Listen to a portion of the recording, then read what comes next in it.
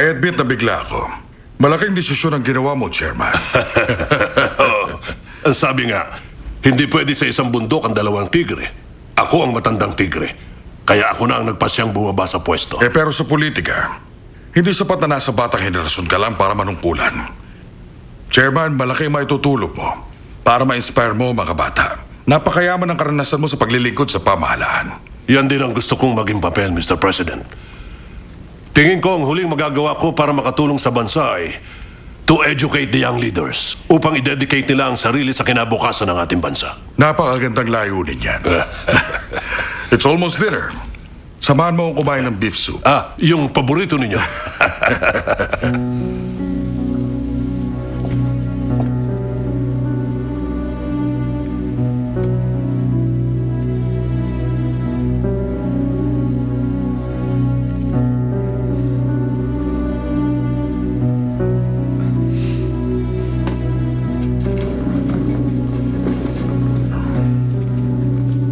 Siya ang anak ng dating chef ng palasyo.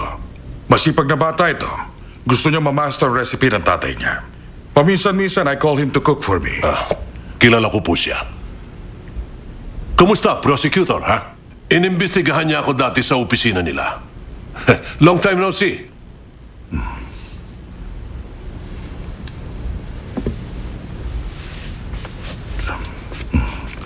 Chairman, enjoy your soup.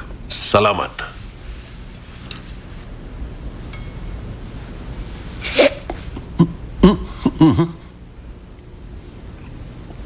May problema ba? Hindi mo nagustuhan? Medyo napasobra yata ang alat ng soup eh. Marami kaya yatang nailagay na asin, ha?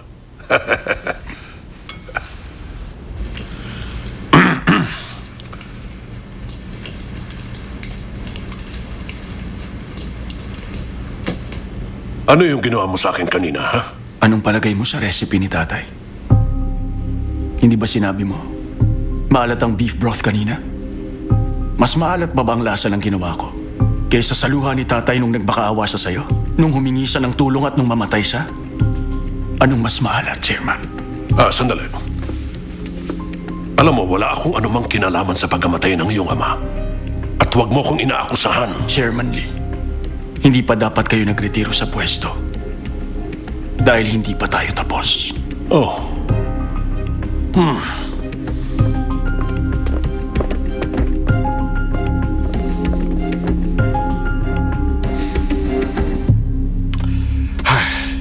Maureen, tinignan ko ang lahat ng documents. Lumalabas sa investigasyon.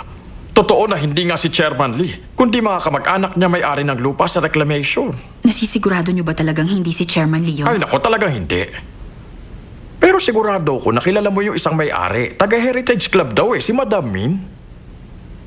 Si Mrs. Min? Yung bang si Mrs. Min na nagpapatakbo ng Heritage Club? Alam ko siya nga yun. Unfortunately, wala na siya sa bansa kaya mas mahirap ang kasong ito. Prosecutor, hindi ba illegal yung magbenta ng hindi na irehistro? Kahit illegal yan, na magiging problema natin, mahirap patunayan kung sinong tunay na naunang may-ari.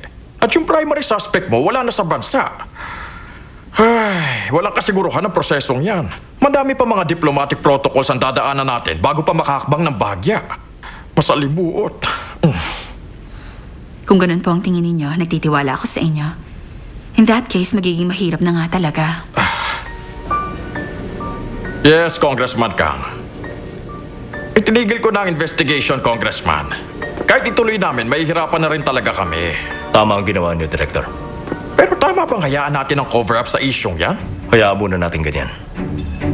Sa ibang pagkakataon, mabubungkal niyo pa rin ang kasong yan. I understand. Masyadong magulo ngayon ang sitwasyon. Baka lalo lang kami maligaw. Sige, I'll see you then. Bye. Ay, ano ba itong ginagawa ko? Ay.